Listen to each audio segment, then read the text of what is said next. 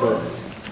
Eu estou aqui representando o Conselho de Pós-Graduação em Educação Matemática e essa é a abertura, né, da defesa de mestrado de número 235.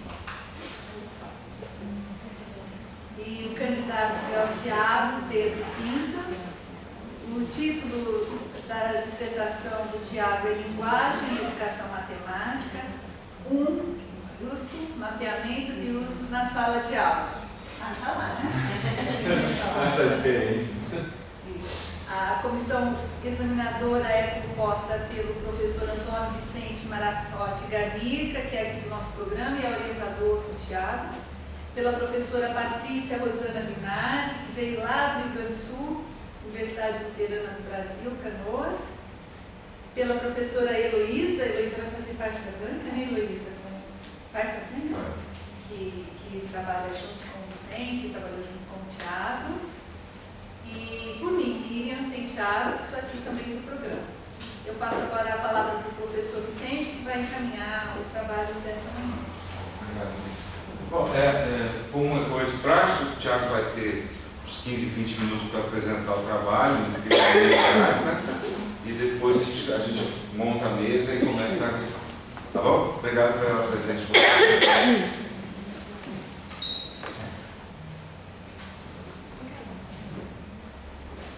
Bom, primeiramente, bom dia. Obrigado por terem vindo prestigiar a apresentação. O título do trabalho está ali, como a professora Mini já colocou: apoio financeiro do CNPq e apoio técnico do UEM, que tem embaixo também. Devolução sobre a linguagem na sala de aula de matemática. Vamos olhar. Focando e desfocando na sala de aula. A linguagem. Eu coloquei esse focando e desfocando porque no primeiro momento, e isso está relacionado ao segundo tópico ali também, durante a graduação existia uma certa preocupação, uma certa vontade de olhar para a sala de aula, né, entender aqueles problemas que ali ocorriam, entender melhor os processos que ali ocorriam. E aí depois, focando a linguagem, a gente acaba desfocando um pouco a sala de aula como um todo e vai nesse movimento de focar a sala de aula, mas a gente não dá conta de falar sobre a sala de aula como um todo. Então a gente foca um pouco mais a linguagem, desfocando assim um pouquinho a sala de aula e uma certa pragmática da sala de aula.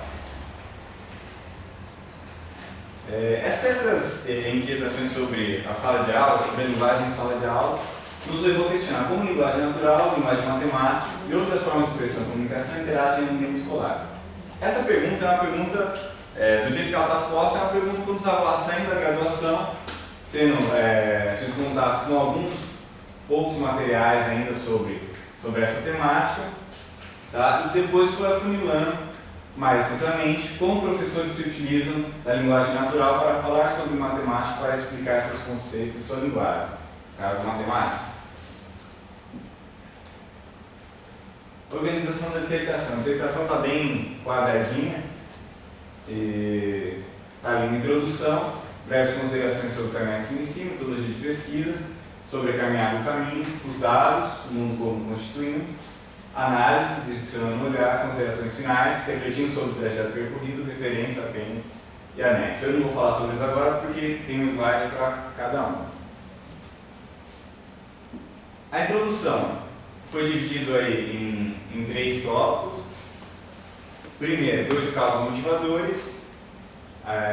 O 2, revisão de literatura, que eu tento abordar um pouquinho dos trabalhos que tangem ou que tocam aí a nossa temática. E o item 1.3, que é um item mais teórico, né? A gente tenta falar um pouquinho sobre linguagem, da forma que a gente está aí, vamos dizer assim, concebendo ela nesse trabalho.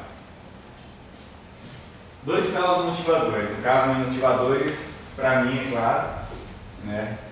O primeiro, 2 vezes o 3, que é um caso lá da primeira série, quando ainda aluninho lá estudava, eu lembro da professora tentando ensinar tabulado pra gente, que ela falava 2 vezes 3, 3 vezes 3, e aí por diante eu não entendia nada, né? E aí quando um coleguinha de sala, que a gente tinha carteira em dupla, ele falava assim, na verdade ele não falava nem vezes, ele falava vez, 2 vezes o 3, né?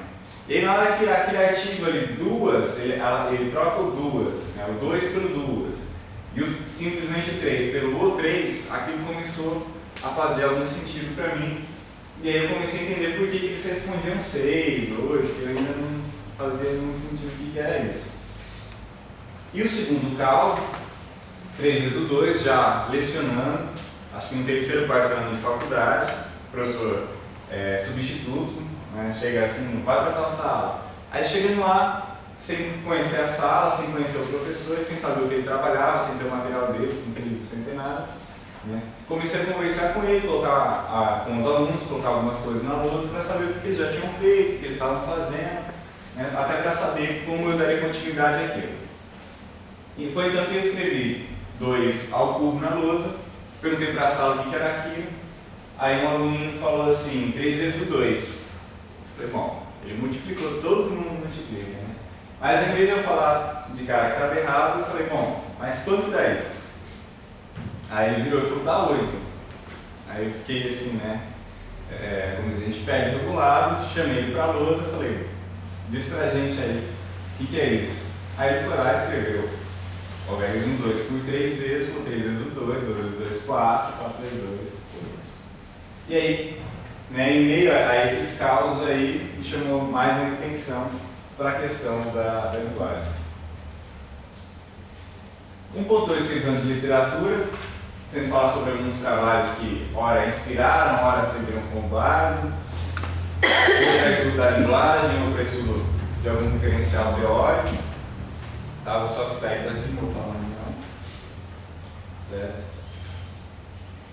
E aí o item 1.3, que é uma parte que eu gostei bastante de exercitar, sobre a linguagem, modo de compreender para fundamentar nossa investigação.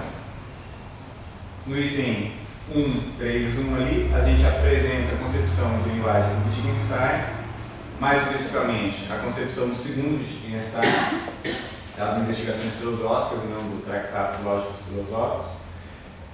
Depois, o modelo dos campos semânticos. E no 3 a gente tenta falar um pouquinho sobre os dois, vamos dizer assim, conjuntamente, tentando traçar algumas aproximações e também deixando claro algumas divergências. Lembrando que esse 1.3 já foi também feito por algumas outras pesquisas, no caso da Júlio, ela também trabalha com esses dois referenciais, o trabalho dela então ajudou também sobremaneira, além dos trabalhos que trabalharam individualmente, ou ora com modelo, ora com Wittgenstein. Metodologia de pesquisa. Alice o gato, suas reflexões. Essa parte aí, eu começo fazendo uma certa brincadeira, vamos dizer assim, com a frase do gato, né, que pergunta para a Alice para onde ela quer ir, ela fala para qualquer lugar, ela fala, então pode tomar qualquer caminho, porque com certeza você vai chegar. E aí, pensando sobre esse caminhar da pesquisa, que a gente vai traçando, falando um pouquinho sobre o paradigma qualitativo de pesquisa, seus fundantes, como que nós fizemos, organizamos os dados, como se organizou a pesquisa, tá? E, no caso, a Alice serve de gancho para dizer, olha, por que será que é importante a gente falar sobre esse caminho percorrido? 3. Os dados, como o constituímos. Primeiro eu faço uma breve apresentaçãozinha sobre o que a gente está entendendo, como esses dados aí. Nós filmamos aulas de 2 professores, no caso a professora Mônica e o professor Joaquim. Esses vídeos, um trabalho até um pouco exaustivo, se tornaram clipes, editados, reduzidos, tá? E que depois foram descritos no item 3.4. Alguns depois foram, até por sugestão da banca, suprimidos dessa escrita, mas permanecem no DVD com os clipes, devido também à exaustividade com que se repetiam o mesmo padrão e tal, acabou sendo desnecessário uma apresentação de muitos clipes muito semelhantes. Só ressaltando no item 3.2 e 3.3, eu explico um pouquinho como que foi o contato com eles, onde eles trabalham, quem são, e coisas assim. capítulo 4, ali é análise, direcionando o olhar, um mapeamento possível. Até também por sugestão da banca de qualificação, pensamos então em traçar um mapeamento, no caso, como está lá no título, até em maiúsculo, bem grifado, porque ele é um mapeamento, não é o mapeamento, né? A gente não foi pretensioso a esse ponto de querer traçar algo que fosse generalizado, até porque o paradigma tecido qualitativo nos aclara um pouco sobre essa possibilidade. A gente tem que fazer um, mas que sirva com potencial aí para se fazer outras pesquisas, para gerar outros estudos, mesmo para contribuir na prática de cada um. No 4.2, explicitando os eventos, então a gente fala um pouquinho sobre os eventos que constituem esse mapa, tá? E aí no 4.3 a gente retoma alguns dos pontos apresentados aí nesse evento, tenta fazer algumas seguiduras entre eles. Tá? Aqui só para constar, a partir dos eventos por nós percebidos, pretendemos configurar uma possível caracterização do jogo de linguagem da aula de matemática, constituindo assim um possível mapa para o uso da linguagem em sala de aula. Esses aqui são os eventos que a gente conseguiu identificar. Tá? O primeiro se apoia bastante na ideia de significado, usos diferentes, também está atrelado ao significado. Tá? Diferentes enunciações, repetições sistemáticas. No caso desse, não vou comentar todos, né? Repetições sistemáticas são alguns que a gente poderia até quase chamar de jargões que aparecem na sala de aula, algumas regras de aplicação. Tá? Depois, definições dadas no e pelo uso, a forma como esses professores e até o material didático traz algumas definições de objetos e termos matemáticos, tem um certo padrão, que a gente fala sobre ele nesse item. Preocupação com registros de representação gráfica, codificação dos objetos matemáticos, procedimentalização, representação, o ele autor, que aparece muito, o nós, e em oposição a esse ele, que aparece muito pouco, referência a objetos concretos, cotidianos e linguagem gestual.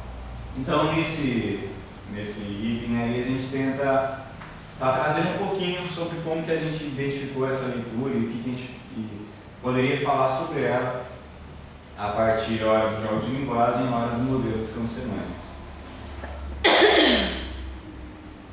4.3 é onde tem algumas seguiduras.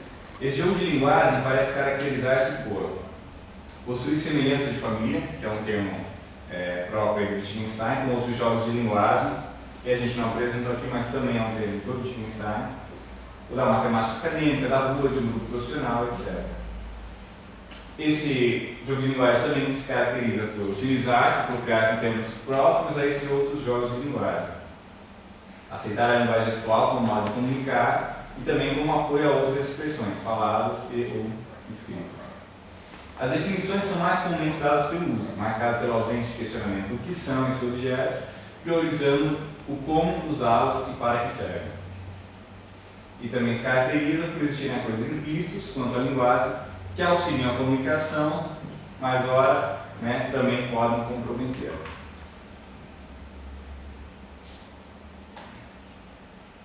Aí é a continuação ali. A fala tem de indicar a procedimentação dos materiais de apoio didático, que são relidos buscando se evidenciar procedimentos a serem executados.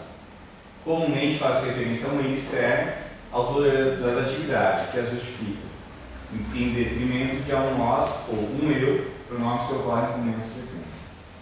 Também se caracteriza por haver uma preocupação, às vezes aparentemente exacerbada, com os registros gráficos e com as várias representações de um objeto. E também por haver referências frequentes a objetos concretos em detrimento a objetos abstratos conceituais. Aí as considerações finais, que a gente tenta falar um pouquinho sobre esse caminhar e sobre o que ele nos possibilitou. Então, acho que ele possibilitou responder às nossas questões iniciais da constituição do mapa e uso da linguagem. Ou seja, aquele anseio por entender a linguagem, de certa forma, é respondido no momento que a gente consegue identificar eventos que ocorrem em relação à linguagem na sala de aula, mais específico na fala do professor. Produzir respostas para por que é importante ouvir os alunos, deixá-los falar a respeito do que compreendem de nossas aulas. que não era, a princípio, um objetivo da pesquisa, mas que era um questionamento particular, devido a várias normas e orientações que a gente recebe nas escolas. E que muitas vezes são trazidas para a gente sem que haja uma justificativa, a meu ponto forte, aí, né, para fazê-las. E elaborar novas perguntas que ainda não foram respondidas. Ou seja, quando a gente consegue responder algumas outras perguntas, consegue mapear alguns desses usos, né, esses eventos, acabam trazendo novas perguntas. Então, mas coloquei aqui, não, mas por exemplo, se esses eventos também ocorrem em outras modalidades do ensino de matemática, se os professores têm percepção desses eventos, em que modo esses eventos contribuem ou atrapalham, né, para o aprendizado da matemática, que matemática é essa que se caracteriza também por esse uso. Aí tem 3 slides de referência, que vocês consultar alguma coisa.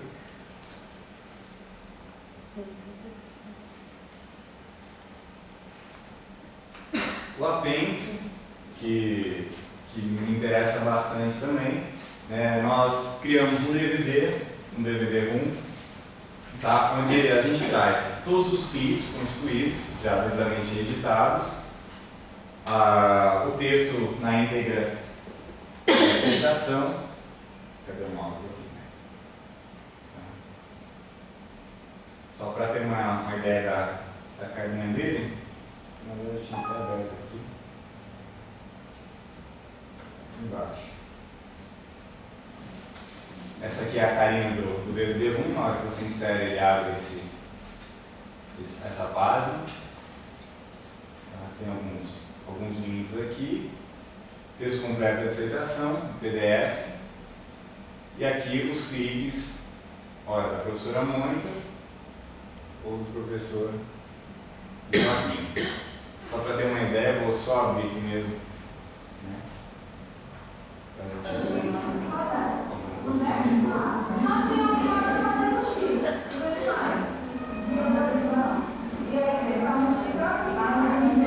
Era só para ter uma ideia do conteúdo, como é.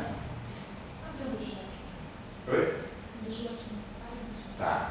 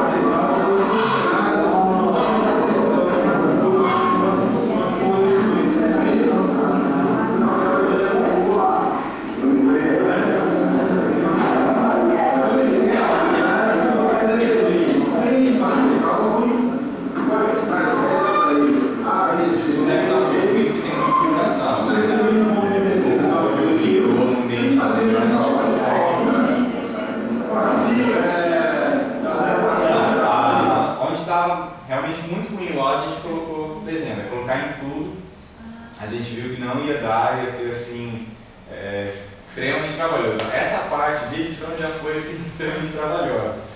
Pelo menos 2, 3 meses aí só brincando com essa parte, converter os vídeos, codecs, limpar o HD porque não cabia mais vídeo e coisas assim. Então a gente colocou só onde realmente estava muito confuso. A gente colocou a legenda.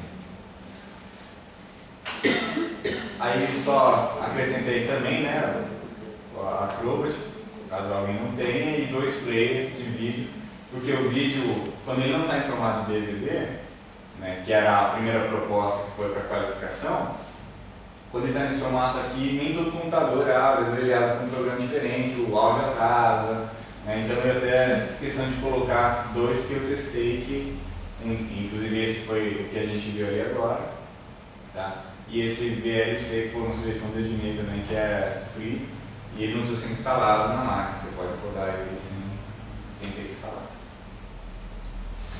Isso aqui. E os anexos, com 2 cartas de sessão, no caso das imagens, que a gente já está vinculando com os DVDs, está citando os nomes reais deles, para isso. Obrigado.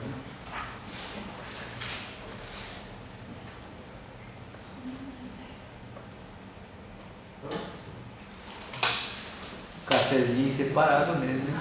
Oi? Cafezinho inseparável mesmo. Cafezinho. Eu já coloquei ele de fundo. Então, na mão. Uma bem na tela. Bom, a gente vai arrumar a mesa aqui para não ficar assim, né? A gente ficar e aí já vai começar.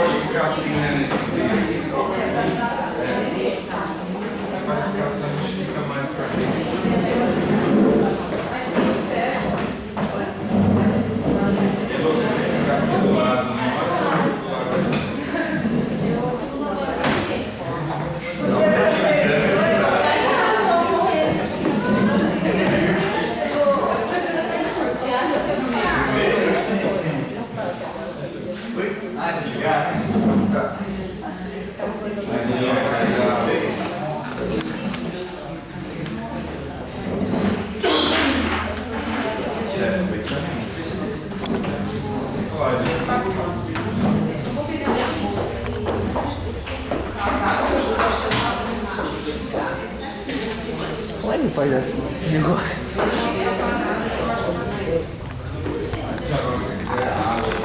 Ah, aprendi. Deixa eu ver aqui. Deixa bem quadradinho, né? Aí. Deixa mais pra cá, porque tem 3 também. Não, a Patrícia tá no meio lá, ó. Não. Que vai sentar aqui. Então, mas o Thiago vai ficar no meio, né? É, acho que deu. Talvez se colocar mais pra frente. Acho que não, mas. Não, não.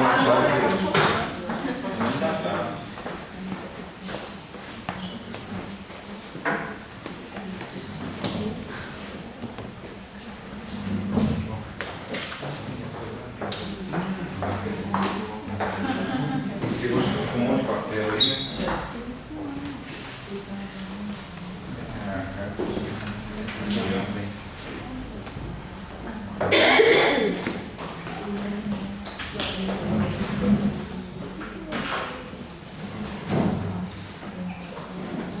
Bom, então a gente vai começar a defesa do Thiago. Ele vai começar a se defender, né? Vai com mais calma, né? A gente vai com mais calma. Eu queria agradecer a Patrícia, que veio de longe. A Patrícia está sem passe, na verdade, né? Ela está assim, sem legenda. Sem legenda por enquanto, ela saiu da outra. Não, mas ainda tem um mês ainda para mas ela está assim, naquela fase meio sem legenda, procurando um partido para acolher. Mas ela vai encontrar fácil. Agradecer então a Patrícia que veio de longe, para caramba, a Miriam, né?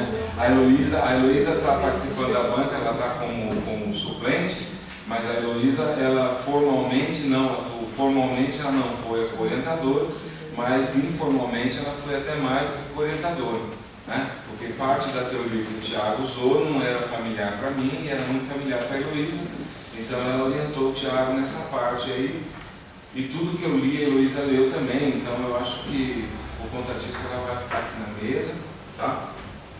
E vai fazer a lição também. Então, usualmente falava a mãe do Thiago que o pessoal daqui conhece o esquema, né? Mas fica à vontade para vir aqui na frente pegar café. E usualmente a gente vai começar então, como faz sempre, com a Patrícia, depois com a Miriam, depois a Heloísa, depois eu, né? todo mundo tem meia hora para pergunta, meia hora para resposta, mas aí vocês decidem o que é melhor, se pode interferir durante a sua fala ou não, o que você prefere fazer. Tá bom? Então, podemos começar. Vicente, queria agradecer o convite, para mim foi. E é sempre muito bom a gente participar da qualificação e depois da defesa, né? Porque a gente se sente atendida, se sente. E quando você não participa da qualificação é difícil porque você não vê o crescimento do trabalho. Então eu acho que foi, para mim, está sendo assim, importante ter visto que muita coisa que a gente pediu e você fazia, eu acho que foi uma ideia que teve um crescimento. Mas aí eu vou te dizendo como é que eu fui lendo e é nesse sentido que eu comecei a ler o trabalho, olhando como. Queria ver o que foi feito depois da qualificação e o que a gente tinha sido atendido. Aí eu começo pelo 1.2 e aí quando eu termino o capítulo 1, eu ainda me sinto com algumas perguntas, ainda com aquela insatisfação em dizer, bom, tem coisas que eu ainda acho que podia usar só um modelo, lógico que eu estou vendendo de novo meu peixe, como sempre. Então eu ficava, meu Deus, mas por que Wittgenstein? Porque isso acontece também com o trabalho da Rejane comigo, tá? Então era uma pergunta que eu ainda, por mais que eu tivesse percorrido o capítulo todo, eu ainda sentia. Bem? Por mais que eu voltei, aí eu vi que você colocou uma justificativa na página 25, dizendo que o modelo te ajudaria a ler melhor a sala, né? Na 25, parágrafo mesmo é o terceiro, né? Dizendo que este processo, compreender melhor esse processo dentro do referencial que nós adotamos. Então você ia o quê? Você está dizendo que você ia contar um pouco mais sobre o modelo, especificar a produção de significados, mas não era isso realmente que você estava querendo olhar, tá? Mas que isso te ajudaria a ler a tua sala de aula. Por quê? Porque eu fiquei pensando o seguinte, bom, eu vou voltar e vou ver o que está acontecendo que eu ainda não fiquei satisfeita, tá? Então vamos lá, tinha essa justificativa e na 28 você dizia que o modelo oferece ferramentas, no primeiro parágrafo, depois da citação, oferece ferramentas para um olhar no processo local, ao passo que os jogos de linguagem permitem olhar para algo mais delimitável e identificável. Então, no final desse capítulo, você fecha exatamente dizendo uma coisa muito parecida na página 36, quando você diz: podemos assim deixar de lado, quando necessário, a fluidez dos núcleos para trabalhar com certa estabilidade dos jogos de linguagem. Bom, ok, eu acho que isso tinha ficado claro para a gente na banca de qualificação que o modelo realmente traz para a gente, quando é preciso realizar uma leitura utilizando o modelo, essa questão dessa fluidez. Mas aí eu vejo na página, na hora que você vai justificar a utilização do Wittgenstein, na 32. Então, trazer os jogos de linguagem para essas reflexões, está no terceiro parágrafo. Para essas reflexões, contribui com a possibilidade de falarmos em jogos de linguagem, na matemática formal, jogos de linguagem de determinadas atividades cotidianas, o que não parece ser possível se fazer com o modelo, como veremos mais adiante. Tá? Mas, na verdade, é óbvio que eu não vou poder falar com o modelo de jogos de linguagem, mas eu poderia falar, por exemplo, de produção de significados, né, da matemática acadêmica. Então, ainda isso ficava, não que para mim não estivesse certo a tua leitura do Wittgenstein, mas eu dizia, bom, de alguma forma eu ainda não fiquei contente, ainda não consegui entender a junção. Bom, mas aí eu chego no segundo capítulo, e eu acho que você falou ainda para o pessoal e apresentou, Aí eu acho que a Alice me colocou no caminho. Né? Você colocou a Alice e eu fui percorrer o teu caminho e não o meu. Eu acho que até aqui eu estava atrás do meu caminho e não do dele. Então, nesse capítulo da metodologia, eu comecei a olhar para você e dizer, por que não? Por que eu não posso? Quer dizer, eu tenho que fazer o contrário, não tentar entender o porquê exatamente de tentar uma junção. E sim, será que essa junção, ela traz coisas que não podem ser? Ou seja, existe uma contradição que não possa fazer essa junção? Então eu passei depois disso a ler diferente. Eu disse, ele quer falar sobre linguagem, ele não quer falar sobre produção, significado, ele não quer falar com o modelo. Ele só achou que o modelo poderia trazer coisas mais. Então eu acho que daí eu inverti e disse, não, eu vou em busca da leitura do teu caminho, não do meu. E nem... Só ler positivamente. Exatamente. Tá? Então, isso. Então, e deixei de lado, lógico, a vontade e querer, lógico, de sempre estar vendo questões com modelo, outros trabalhos. Tá? Adorei o capítulo de metodologia, achei muito bom. Tem algumas coisinhas que depois eu deixei marcado aqui para você, coisinhas assim, tem o título do trabalho aqui que é diferente da bibliografia, tá? Então eu fui marcando. Mas na 43 eu acho que isso me convenceu finalmente de que quem estava lendo não positivamente ou não estava querendo te olhar, na verdade, quando eu lia, e sim me atender, né? Foi na 43 quando você disse que nos levou à reestruturação do nosso objetivo, a saber, a constituição de um mapa dos usos da linguagem em sala de aula de matemática. Então estava aqui, era isso que vocês estavam procurando, e foi para isso que eu passei, então, a olhar, não tanto com, é óbvio, com a questão dos usos de linguagem, porque eu não tenho uma leitura suficiente para te ajudar, mas com a leitura que você me proporcionou aqui, eu fui em busca disso, né, desse objetivo.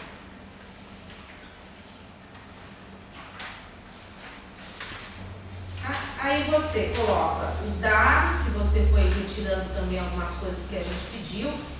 Então, a gente estava conversando ali rapidamente e para mim, assim, eu senti realmente que eu precisava do vídeo para o clipe do professor Joaquim.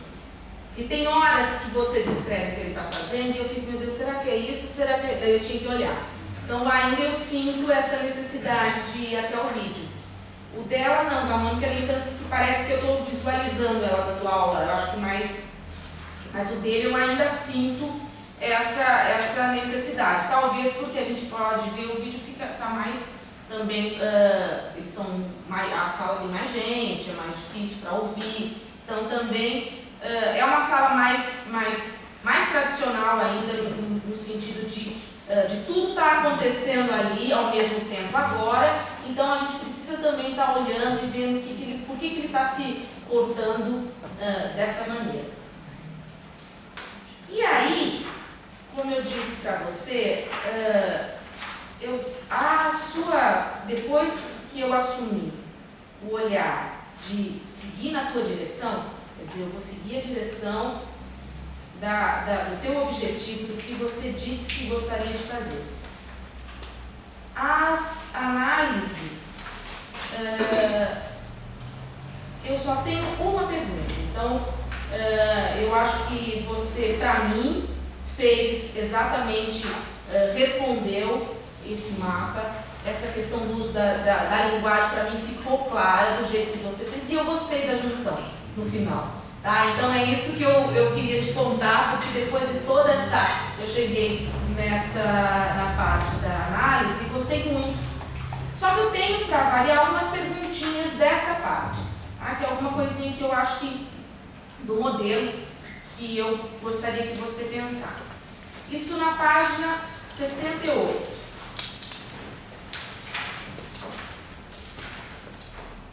Queria que você conversasse comigo um pouquinho sobre o primeiro parágrafo. essas enunciações podem também funcionar. Aí eu te dou um tempinho também para você dar uma olhadinha, porque eu já olhei bastante.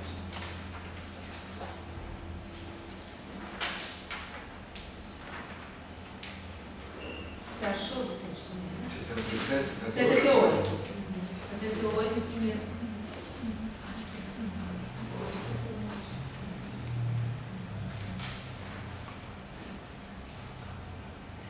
Esse cara, só. Isso.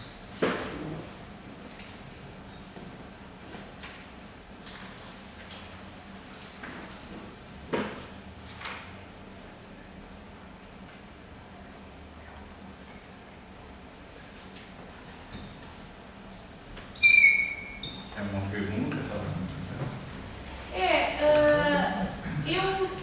Quando você fala que as enunciações podem também funcionar como núcleos, eu só queria voltar um pouquinho. Núcleo é um processo e ele se faz e se desfaz. Então, quando você fala que a enunciação pode funcionar, dá uma sensação de uma coisa estática, como você já falou aqui que o núcleo é uma coisa dinâmica, um processo.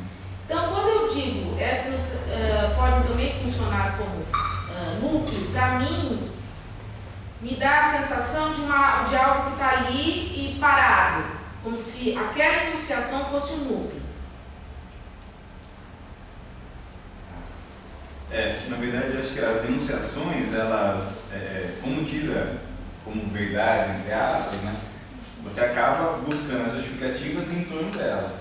Aqueles objetos, de alguma forma, estão ali constituídos, sem talvez uma justificativa ou com a sua justificativa, mas, portanto, podem, ao serem pronunciados, evocarem aos alunos justificativa para essas afirmações. Então, acho que aquele conjunto ele funciona, acaba funcionando como no sentido que você não busca refutá-lo, por exemplo. É um conjunto de coisas que são tidas como certas ali, né? Mais com mais a mais. E você te incomoda eu dizer que as enunciações podem também pertencer ao núcleo? Acho que... Tá? Porque não tem como, parece que aquilo é o porque eu não núcleo, tenho né? como dizer o que pertence.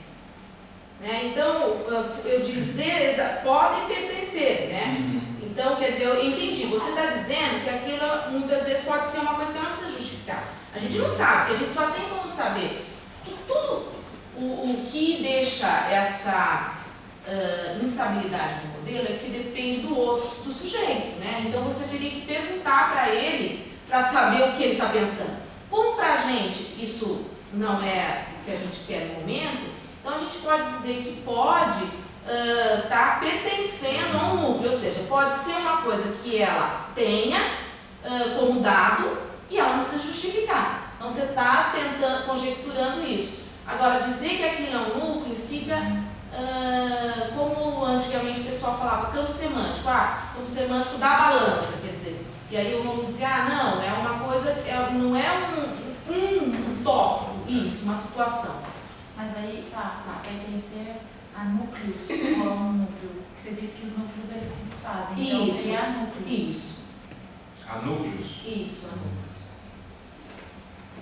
Porque necessariamente também eu vou saber em que núcleo ele está, entendeu? Então eu também não posso afirmar se eu não tenho a resposta dela. Porque até a atividade, o grande problema de quando a gente usa a questão da atividade é que a atividade, o motivo, depende de você perguntar. Então a gente faz suposições de que aquele momento ela está inserida naquela atividade, como a Marilda faz. Porque na verdade, o que eu dizer, ela está realmente, ela está fazendo aquilo como uma atividade no sentido de onde eu teria que estar perguntando para ela. Então essa eu acho que é a dificuldade das pessoas dizerem assim, puxa, mas o que eu estou fazendo com o modelo? Quer dizer, eu estou uma leitura, né? Então é exatamente isso. Então só para não ficar com essa, para a gente tirar sempre essa questão da coisa estática, que é uma coisa que percorre o modelo já tem um tempo e a gente tenta tirar. Na página 79 também, você fala em métodos da rua, no segundo parágrafo. O clipe M005 nos parece claro que a professora tenta, pelos métodos da rua, falar sobre a altura da matemática da escola. Eu não acho que não precisa ser usada a produção de significados da rua, porque eu acho que é só tá acrescentando, mas eu acho que método é uma palavra que te traz outras coisas, forte. Então eu acho que podia dar uma suavizada, não precisa nem estar usando, mas na verdade o quê? Quando você está na rua, você vai falar conforme a cultura e o lugar, a produção de significados daquele teu lugar, que o meu é diferente, por exemplo, do meu aluno. Né? A minha rua também é diferente do meu aluno, né? As ruas também são diferentes. Então, só para estar tentando, que o método parece que é a rua que está colocando alguma coisa. Você usaria o quê? Significados? Significados. Porque isso quer dizer, são as produções significados da rua, né? Que são o que ele está usando. Bom, era isso só, gente. Então, realmente. E eu vou dizer que essa sua finalização, sua certidura, foi o alento final. Que você respondeu, parecia que estava falando comigo. Tá? Então, se não foi a intenção de dirigir, você conseguiu compartilhar comigo.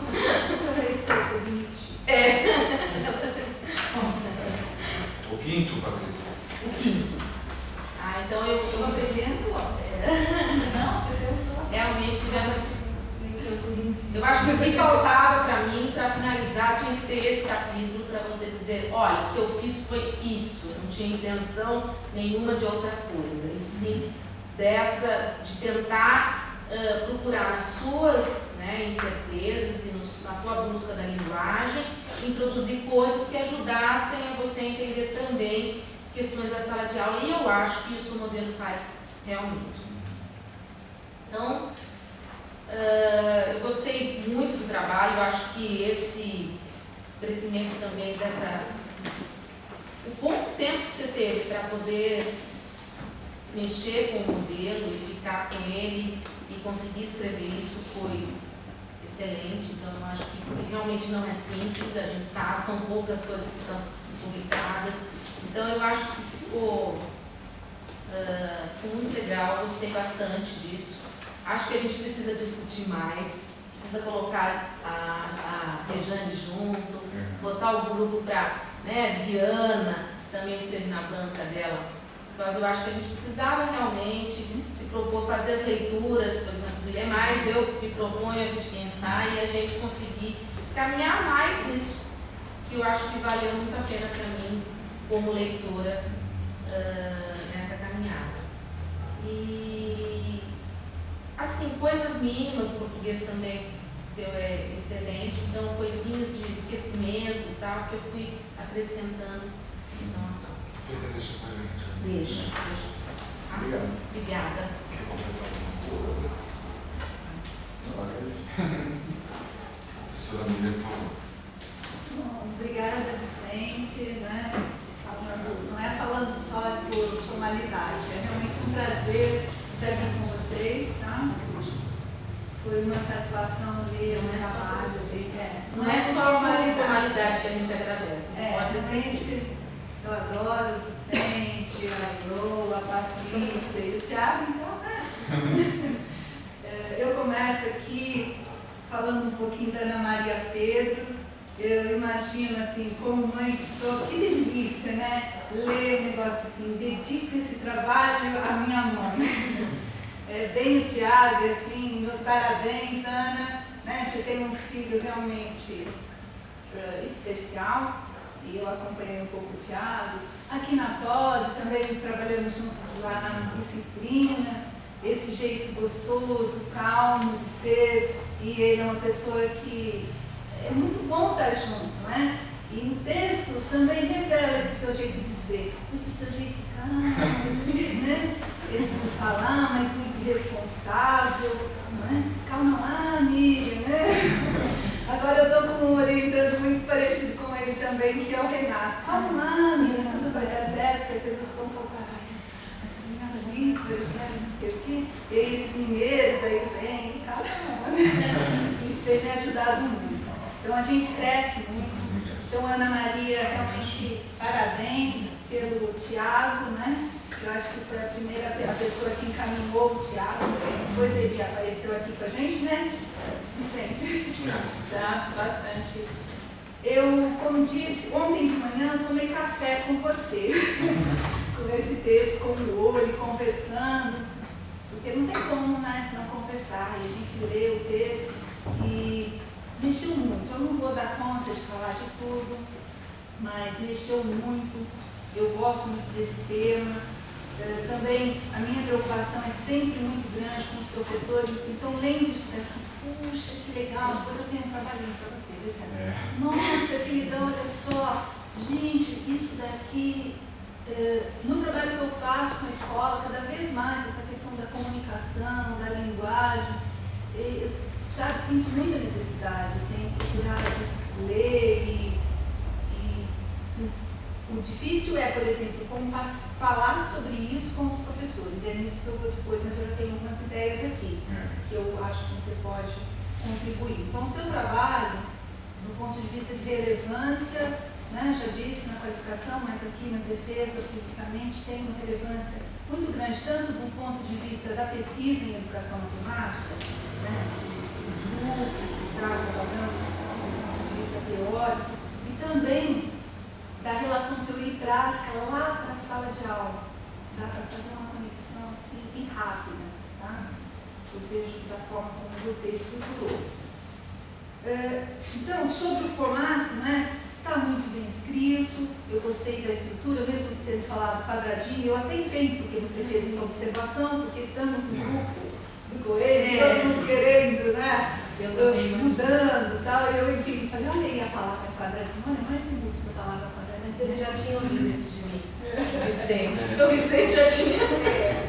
Mas eu gosto do jeito quadradinho. Eu prefiro um jeito quadradinho bem feitinho, né? Porque de repente a gente dá conta daquilo que já conta e pronto, né? Estando bem escrito. Em alguns momentos, você vai ver aqui eu corrigindo o A maiúsculo, ai, depois eu entendi, Miriam, é dá, porque é A. E daí eu fui layout. Eu acho que nasceu essa inquietação, você deixou bem claro, nasceu da sua vivência, depois você foi estruturando, você deixa isso claro como é que a pesquisa foi se organizando, a revisão de literatura, né, que você traz o Wilson Machado, os Menezes, Demeluc, você foi atrás, leu, fez uma revisão para quem lê, ficou muito claro, olha, o que é que nós estamos falando, né? Sem nada. Daí entrou também, né, a discussão teórica lá do Wittgenstein, do modelo semântico, senão você tem que decidir. Eu sei que você fala lá, MTSC, depois MCS, mas no meio do texto ficou meio misturado isso, só detalhes, tá? Na verdade, ele põe uma nova, porque daí o que me descansou foi que você colocou, ultimamente eles usam MCS. Mas eles continuam, depois dessa nota. Tá bom? Então você também faz uma discussão que revela a sua apropriação das ideias da parte teórica de metodologia de pesquisa qualitativa, é claro que estamos aí junto com o Vicente Coelho, né? Isso está muito bem feito aqui, registrado. Agora, sobre a pergunta de pesquisa, eu vou falando, a gente vai conversando, mas quando eu posso falar muito, daí a gente fala. Você fala assim, você foi trabalhando, ela foi se modificando, mas depois, eu voltei, mas fala assim, como o professor se utiliza, página 40, como o professor se utiliza da linguagem em sala de aula? Aí, depois de ler tudo isso, eu falei, gente, será que essa palavra se utiliza? É mesmo? Se utiliza da linguagem. Para quem vem tendo todo um cuidado de uma, isso, E quando você fala da linguagem, depois, na página 45, você usa uma outra formulação que talvez seja a melhor, né? Não sei, parece mais coerente, sabe? Você fala assim, utilizam das diversas linguagens ou Linguagens. é porque o que você fez, acredita que eu acho que não revela. O que você fez foi um mapeamento, não em busca da linguagem da específica, ou como. O que você acha dessa minha observação? Não, acho que faz sentido aí. Aqui eu não sei se nesse capítulo são as modificações que ela foi sendo feita. Essa foi a última? Deixa A eu 40? ver aqui.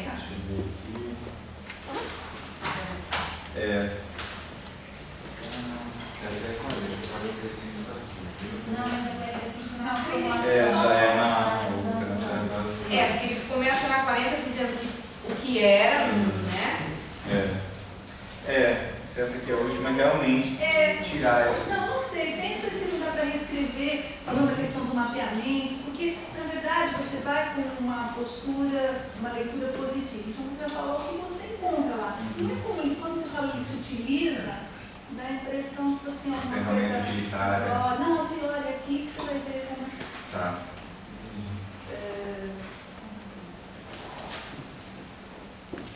Legal, a parte de análise dos dados, né? Na verdade, comentando ali com o Roger, que esse dá um trabalho muito grande.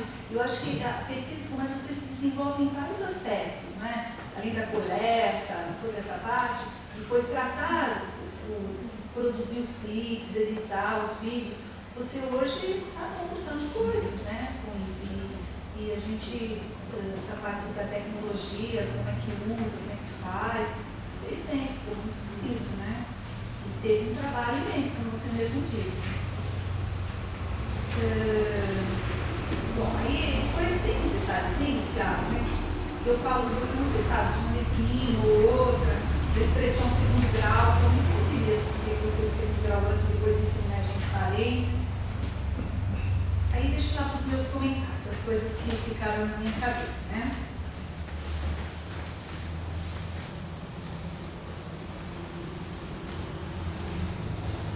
Daí, eu adorei, na verdade, essa parte do pensar. E eu também fiquei pensando um pouco, bom, esse casamento entre os